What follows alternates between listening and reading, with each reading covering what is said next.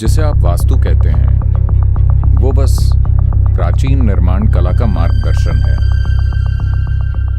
मान लीजिए 1000 साल पहले आप एक घर बनाना चाहते।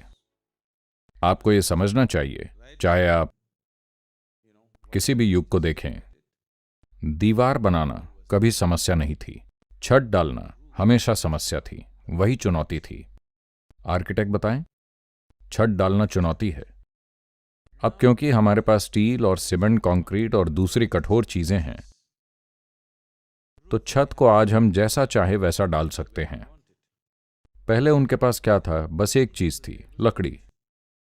तब वो अपने खेत में जाते थे, खेत से एक पेड़ काटते थे और फिर एक घर बनाना है। पर पेड़ छोटा होता था, तना बस 8 फीट ऊंचा है, तो उनके पास बस 8 फीट की लकड़ी है। तो वो क्या करते थे? वो एक 8 फीट चौड़ा घर बनाते थे। पर उनके 10 बच्चे हैं, तो उन्होंने उसे 100 फीट लंबा बना दिया। अब वो एक सुरंग जैसा हो गया। जब आप इस सुरंग में रहते हैं तो ये निश्चित रूप से आपके शारीरिक और मानसिक स्वास्थ्य पर कई तरह से गंभीर प्रभाव डालेगा। तो निर्माण के कुछ सरल दिशा निर्देश दिए गए। जैसे आप घर बनाते हैं तो अनुपात ऐसा हो, खिड़की इतनी बड़ी। ये एक थंब रूल जैसा है। आर्किटेक्चर या इंजीनियरिंग में कुछ थंब रूल होते हैं। जो लोग दिमाग नहीं लगा पाते वो इस थंब रूल से चलते हैं। जैसे इतना एरिया यानी खिड़की इतनी बड़ी रखें, ये चीज इतनी, वो चीज उतनी। बनावट और आर्किटेक्चर के लिए ऐसे नियम होते हैं। So what you call as Vastu is just a thumb rule. तो जिसे वास्तु कहते हैं वो बस थंब रूल है। और ये नियम हर जगह अलग होता है।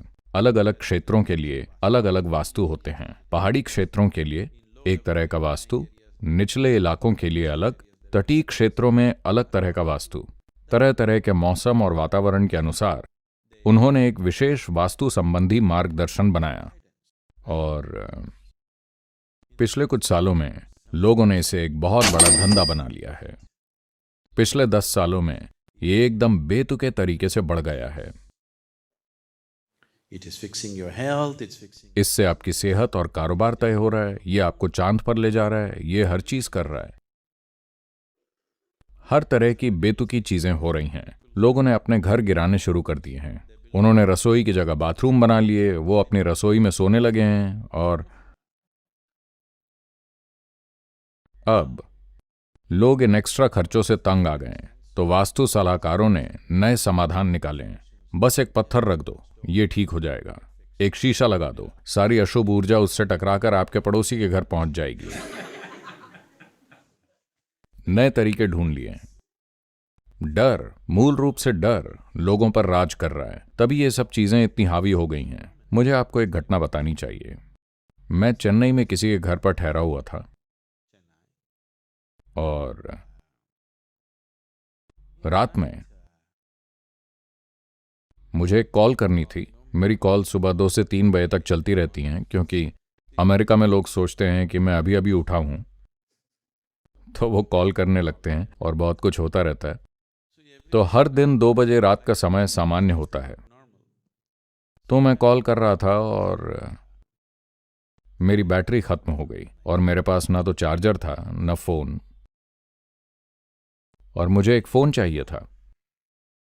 तो मैंने सोचा कि अपने मेजबान को जगा देता हूं, क्योंकि बहुत जरूरी काम था, मुझे कॉल करनी ही थी।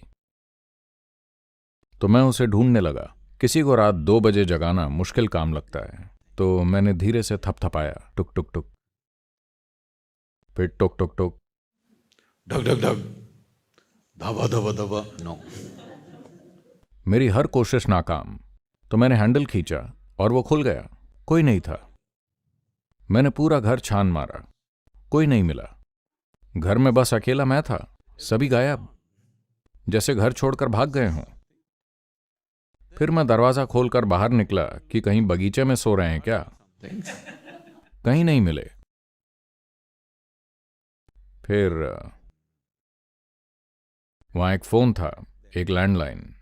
तो मैंने अपने ऑफिस में फोन किया और कहा, यह आदमी कहाँ है, इसके सेलफोन पर कॉल करो। हमारे ऑफिस से उन्होंने उसके सेलफोन पर फोन किया और पूछा, आप कहाँ हैं, सदगुरु आपको पूरे घर में ढूंढ रहे हैं। तब वो आदमी नीचे आया।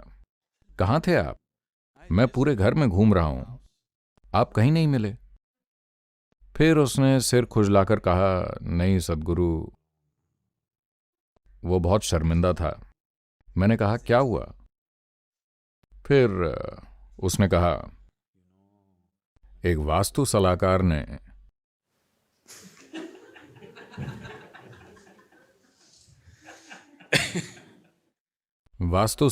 ने उसे बताया था कि उसके बिजनेस की सारी समस्याएं बस गलत जगह सोने की वजह से हैं, और यह भी बताया कि उसके सोने के लिए सबसे अच्छी जगह बाथरूम है। और वो सच में, वो और उसकी पत्नी वाकई बाथरूम में सो रहे हैं। वो वाकई बाथरूम में सो रहे थे, तभी वो मुझे नहीं मिले। मैंने हर जगह देखा था।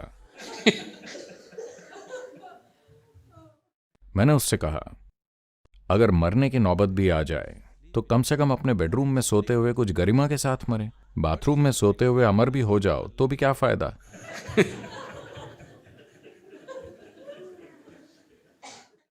तो ये वास्तु लोगों को पागल बना रहा है।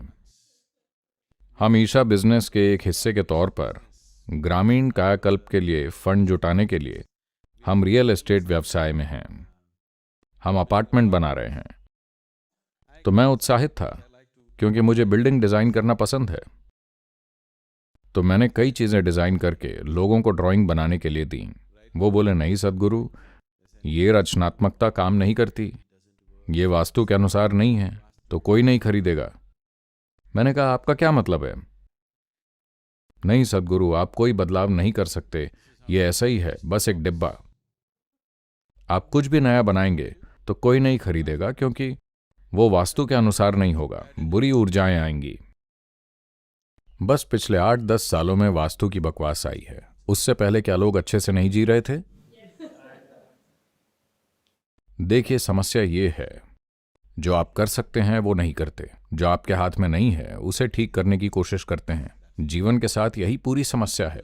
ये भारत में एक बड़ी समस्या है, देश में ये एक बड़ी समस्या है, कोई साधारण समस्या नहीं है। इस देश की सबसे बड़ी समस्या ये है कि देश आज भी भगवान के हाथों में है, अभी तक इसे अपने हाथों में नहीं लिया है। यही सबसे बड़ी समस्या है। आप किसी भी घर में रहकर अपना जीवन अच्छा क्यों नहीं बना सकते? अपना जीवन अपनी इच्छानुसार बनाने की जिम्मेदारी लेकर आप कहीं भी रहें फिर भी अच्छे से जी सकते हैं। जब आप घर बनाते हैं तो बेशक आप अपनी मर्जी से उसे रूप देते हैं, जैसा कि आपके लिए आरामदेह और अच्छा हो, न कि जैसा कोई दूसरा तय करे, है ना? अगर आप भारत में आर्किटेक्ट हैं तो कोई आर्किटेक्चर नहीं होता। वास्तु वाला व्यक्ति तय करता है कि घर कैसा होगा। आप बस इंटीरियर तय कर सकते हैं। घर का आकार, खिड़कियां, दरवाजे, हर चीज वो आदमी तय करता है, और उसे किसी भी चीज के बारे में कुछ नहीं पता। मैं ऐसे बहुत से लोगों से मिला हूं जो वास्तु के नाम पर हर तरह की बेतुकी चीजों से गुजरे हैं। कृपया कुछ गरिमा के साथ जिएं। आप कितना जीते हैं और क्या करते हैं ये महत्वपूर्ण नहीं है, पर जब तक जीते हैं अच्छे से जिएं, वो महत्वपूर्ण है ना? हाँ, आप डर में जी रहे हैं तो चाहे जो हो उसका क्या मतलब है? अपने जीवन को ठीक से संभालने के बजाय हम उम्मीद कर रहे हैं कि खिड़की का आकार जीवन को ठीक कर देगा। यहां तक कि टेलीफोन भी। टेलीफोन एक खास जगह पर होना चाहिए, है ना? जब वास्तुशास्त्र लिखा गया था तब टेलीफोन ही नहीं था। कम से कम इतना तो समझिए। वो बस लोगों के डर का बहुत बुरी तरह से फायदा उठा रहे हैं। मैं एक घर में गया था। मैं इस महिला को बहुत अच्छे से जानता हूं। उनका कोयंबतूर में एक बड़ा घर है और उसमें एक बगीचा है। मैं पहले भी वहां जा चुका हूं। एक दोपहर को मैं लंच के लिए गया और मैंने देखा कि बगीचे में एक विशाल कैसोरीना पोल खड़ा है, कंक्रीट में जमा हुआ। मैंने महिला से पूछा, क्या हुआ, ये खंबा यहां क्यों है? वो झिझकी। हुआ ये था कि उसकी एक दोस्त ने एक वास्तु वाले की सिफारिश की थी।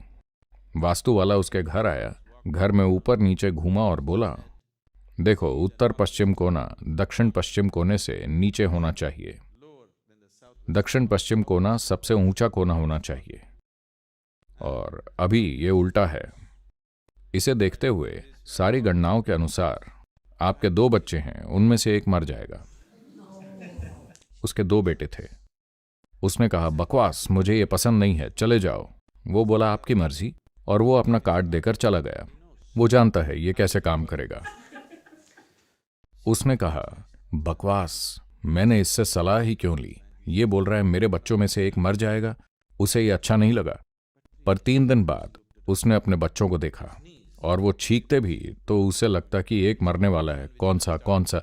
डर ने काम करना शुरू कर दिया। 2 हफ्तों में वो पागल हो गई। फिर उसने वास्तु वाले को बुलाया। ठीक है, मुझे क्या करना चाहिए? वो बोला, मैं इसे ठीक कर सकता हूं, मुझे देखने दो। इसमें 50,000 रुपये लगेंगे। उसने कहा, मेरे पास 50,000 रुपये नहीं है। उन्होंने काफी समय तक मोल भाव किया और कीमत 12,000 रुपये तक ले आए। फिर वो बोला, ठीक है, मैं एक दिन आकर इसे ठीक कर दूंगा। और वो एक बहुत लंबे खंबे के साथ आया और उस खंबे को दक्षिण पश्चिम कोने में लगाया और उसे दिखाया कि अब दक्षिण पश्चिम कोना उत्तर पश्चिम कोने से ऊंचा है और बच्चे अब बिल्कुल ठीक है। Okay. तो ये है, एक बार डर आप पर हावी हो जाए तो हर चीज असली लगती है, हर चीज बड़ी लगने लगती है। प्लीज,